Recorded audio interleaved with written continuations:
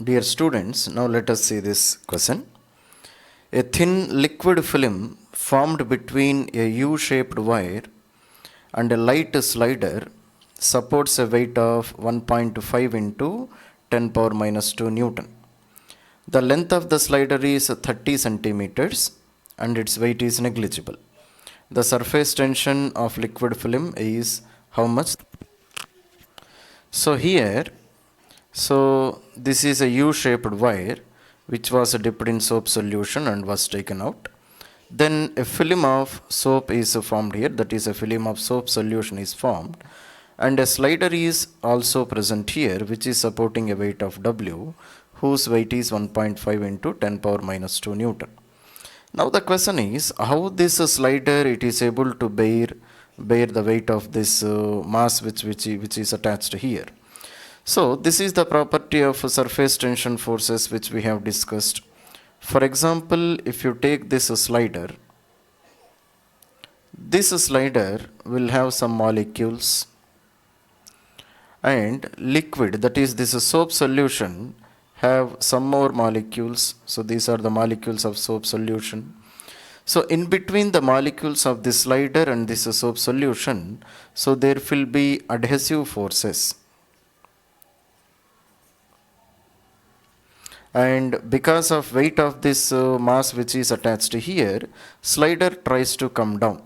So if slider tries to come down, the surface area of this soap solution will increase. But soap solution does not want its surface area to be increased, because any surface wants to be present at minimum potential energy condition. So therefore, these molecules of this soap solution, they start applying force in opposite direction. So when the force applied by these molecules of soap solution, it is equal to the force which is exerted by this mass, then this slider will be in rest position. So therefore what I can write forces due to surface tension is equals to the force exerted by this mass, which is nothing but weight of this body, which is called 1.5 into 10 power minus 2 Newton. So forces due to surface tension, we know T is equals to F by L. So therefore F is equal to T into L. So T into L is equal to 1.5 into 10 power minus 2 Newton. Now the question is, what is L in this condition? So it is given that the length of the slider is 30 centimeter. So can I place 30 centimeter here? Definitely I cannot place 30 centimeter in this condition, because so if this is the slider and this is the soap solution, if I look from this direction, then this is the structure which I will see. Soap solution always has two layers, one upper layer and one bottom layer. So in the upper layer also molecules are open to the atmosphere, and in the bottom layer also molecules are open to the atmosphere. So surface tension forces are acting on both the sides. They are acting on the top side, similarly they are acting on the bottom side also. So therefore effective length of the slider will become 2 times, or we can say forces due to surface tension will become 2 times. So therefore if this value I am supposed to multiply by 2 here. So therefore 2 into T into L is equal to 1.5 into 10 power minus 2. So therefore T into 2 into length of the slider is 30 centimeter, 30 into 10 power minus 2 is equal to 1.5 into 10 power minus 2. 10 power minus 2, 10 power minus 2 get cancelled. So T into 60 is equal to 1.5. So T is equals to 1.5 divided by 60, which is equal to 0.025 Newton per meter. So this is the surface tension of this liquid which has formed the soap solution. The lower end of a capillary tube of diameter 2 mm is dipped 8 centimeter below the surface of water. Then what is the pressure required in the tube to blow an air bubble? This is the question. So let us try to understand what is the meaning of this question here. So here, so we are dipping a capillary inside a tank of water. So this is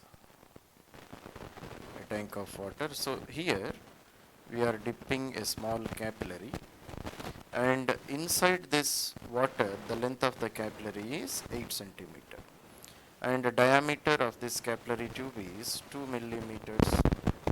So at the end of this capillary I want to blow an air bubble.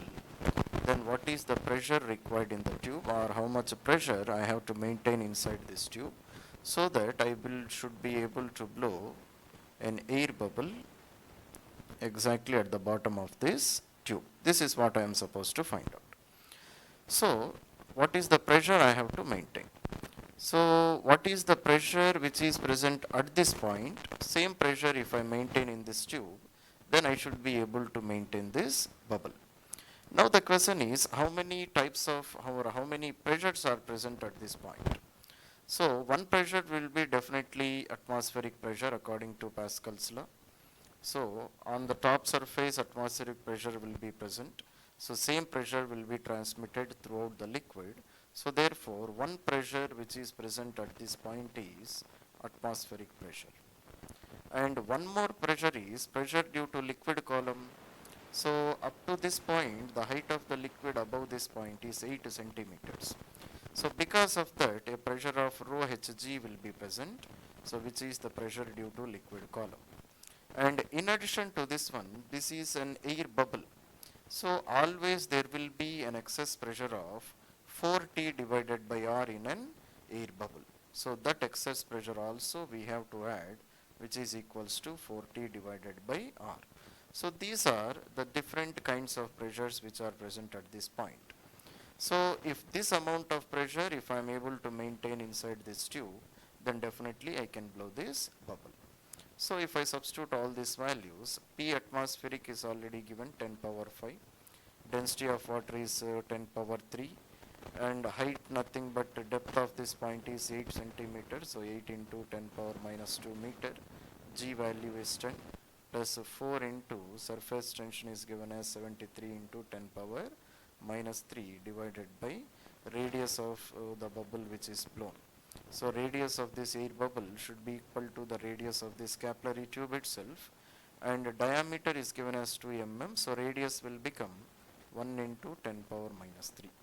So if I do all this calculation, then the answer which I should get is 1.00946 into 10 power 5 Pascal. So this is the answer which you should get. So in a cylindrical vessel at its bottom, a round hole of diameter 1 mm is formed. Find maximum height to which water can be filled in it without leakage. So surface tension of water is given as 75 into 10 power minus 3. Density of water is given as 1000 kg per meter cube, and angle of contact is 0. So let us try to understand what is happening in this condition. So this is a tank in which a hole is formed at its base.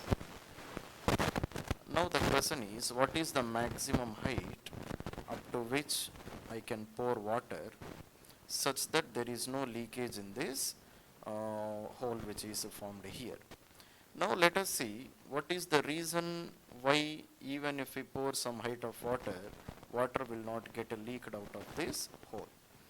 So for example, if I take a magnified image of this hole which is formed, then some of the water leaks out of this hole and a layer of water will be formed like this. So that is a drop of water will be formed like this. So immediately this water has a surface which is open to the atmosphere. So immediately surface tension forces starts acting on this layer. So for example, if I consider this tank which is having, so this is the molecule of the tank and this is the molecule of the water. So because of the force due to pressure of water which is acting on this layer which is formed, this molecule is always trying to go down because of this force. But there will be adhesive forces between this molecule of this tank and molecule of water. So if I try to separate this molecule from the tank, immediately restoring force starts developing in between these two molecules. So it means if water is applying force in this direction, then the force of attraction will develop in between these molecules in opposite direction. So when these two forces get balanced, then there will not be any leakage, and that is the maximum height up to which I can pour water into this one. So therefore, what I can do, force due to surface tension is equals to force due to pressure of water. So force due to surface tension can be written as T into L is equals to force due to pressure of water can be written as pressure into area. So T into, now the question is what is L? On what length these surface tension forces are acting? Surface tension forces are acting throughout the circumference of this hole. So therefore its total radius will become R. If radius is R, then its total circumference will become 2 pi R is equal to pressure formula. We know pressure due to liquid column is rho hg and area of cross section is pi R square. So pi R square. So pi and pi get cancelled. So square and R get cancelled. So 2t is equals to rho hg into R. So therefore h is equals to 2t divided by rho g into R. So 2 into surface tension forces value is given 75 into 10 power minus 3 divided by density of water is 10 power 3, g value is 10, and radius, that is diameter of the hole, is given as 1 mm here. So radius will become 0.5 into 10 power minus 3 meter. So if I substitute all these values, then the height of the liquid column which I should get is 3 into 10 power minus 2 meter or 3 centimeter. So up to a height of 3 centimeter I can pour water into this tank. Then the force due to pressure and force due to surface tension, they are balancing with each other. Now let us see this question. A liquid of specific gravity 1.5 is observed to rise 3 centimeter in a capillary tube of diameter 0.5 mm and the liquid wets the surface of the tube. Calculate the excess pressure inside a spherical bubble of 1 centimeter diameter blown from same liquid. So from the same liquid, if I want to blow a bubble of 1 centimeter diameter, then what is the excess pressure that should be present inside that bubble? That is the question. So already we have studied the concept of excess pressure previously. So excess pressure inside a bubble is equals to 4T divided by R. Radius is already given, which is called 1 centimeter diameter, means 0.5 centimeter should be the radius. But surface tension force of what is the surface tension, that value is not given here. But here it is given that when I am placing a capillary inside this liquid, then I see a rise of 3 centimeters of liquid into this capillary. And we have also studied the concept of capillary rise. So what is capillary rise? H is equals to 2t cos theta divided by rho rg. So where r is the radius of the capillary. So from this I can calculate t value. So therefore let us see how we can calculate. So h into rho into r into g divided by 2 into cos theta is equal to t. So therefore t is equals to rho hg divided by 2 into, and theta value is given as 0. So cos 0 value will become 1. So density of the liquid is 1.5. He gave specific gravity. So first of all let us see what is meant by specific gravity. So specific gravity is another name for relative density. It means that it is a comparison. So density of any substance divided by density of water. So any density of any body we always compare with the density of water, because density of water has a very good number which is easy to calculate, which is 1000 kg per meter cube. So therefore, specific gravity, if it is given as 1.5, then density of this liquid divided by density of water is 1000. So therefore, density of this liquid is 1.5 into 1000 is equal to 1500 kg per meter cube. So this is the density of the liquid which I will get. So if I substitute all these values here, then 1500 into height of the liquid column should be 3 centimeters, so 3 into 10 power minus 2, G value is 10 divided by 2 into 1. So if I calculate this value, then I will get T value here. Now take this T value, substitute in this relation, then I will get the amount of excess pressure that should be present inside this bubble. So 4 into T divided by R. R is the radius of this bubble which I am blowing, so which is called 1 centimeter diameter is given, so 0.5 into 10 power minus 2 meter should be the radius. So if I do all this calculation, then the excess pressure which I should get is 45 Pascal. So this is my answer to this question. So two narrow bores of diameter 3 mm and 6 mm are joined together to make a U-tube which is open at both the ends.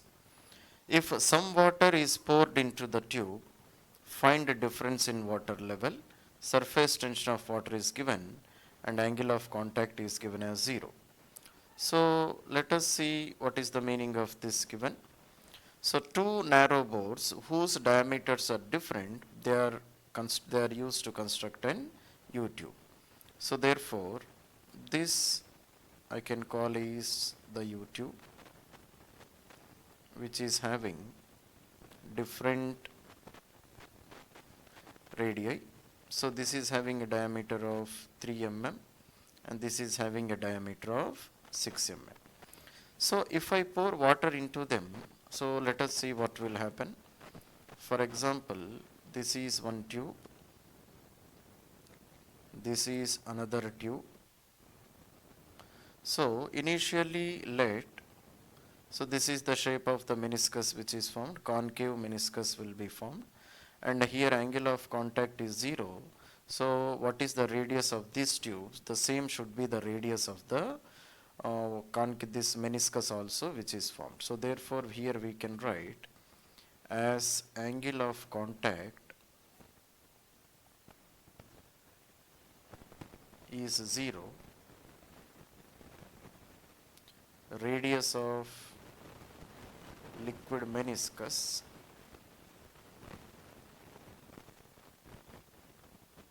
should be equal to radius of tubes itself. Okay.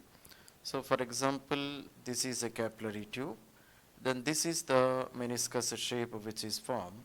So if I complete this one in the form of a circle, then its radius should be exactly equal to the radius of the tube itself. So that is the shape which is formed here.